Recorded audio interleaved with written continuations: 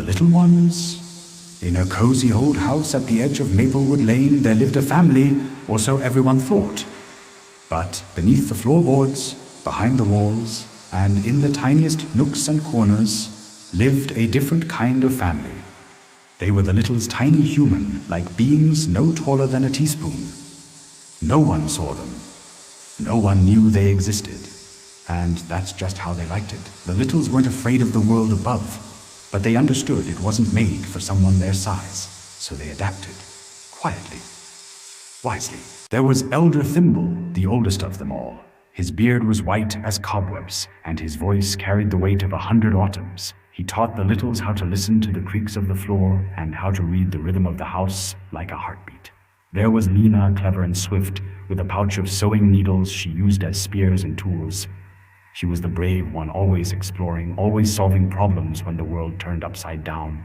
And Tomo, the smallest of the Littles, with bright eyes and too many questions. Every day he'd whisper, "Why do we hide? What would happen if they saw us?" Us.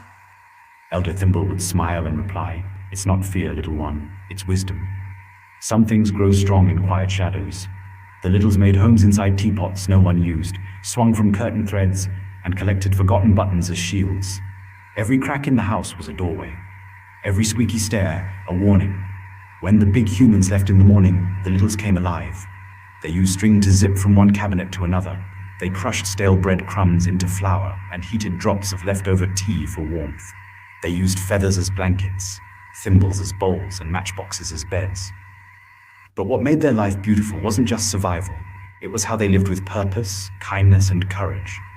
One rainy night, something changed. The big humans brought home a cat, a loud, slinky creature with sharp eyes and sharper claws.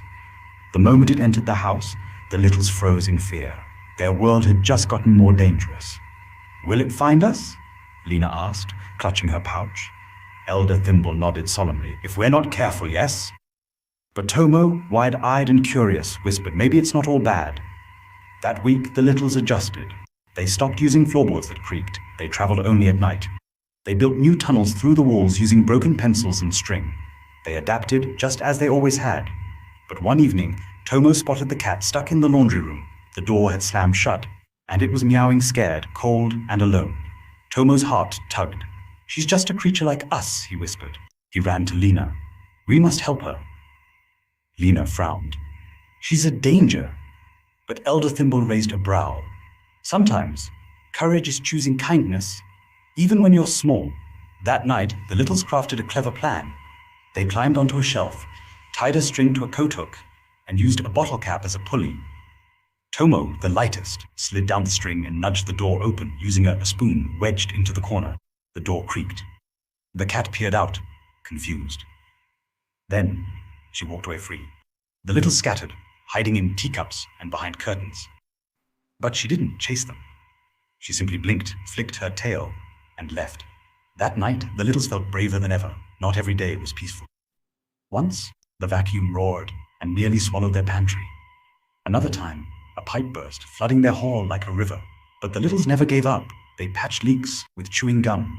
They built bridges from popsicle sticks. They laughed. They worked. And most of all, they supported one another. Whenever one of them felt scared, someone was there to whisper, "We faced worse. We are tiny but mighty." On the highest shelf in the kitchen sat an old glass jar.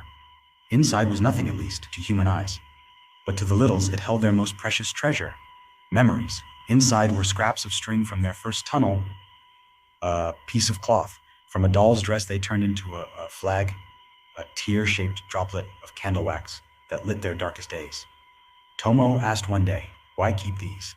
"They're just things," Elder Thimble smiled. "Because when we forget our journey, we forget our strength."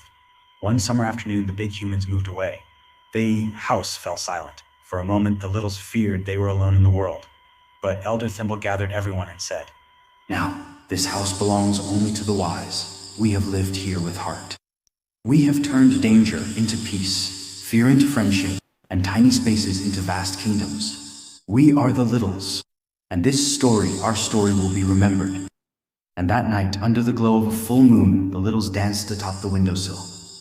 Tomo held a leaf like a flag and whispered into the wind, "We may be small, but we are strong, clever, kind, and brave." So, dear listener, remember this. You don't have to be big to make a difference. You don't have to be seen to be important. What matters is how you live, how you care, and how you choose to rise every single day. Because even the smallest among us can carry the greatest wisdom.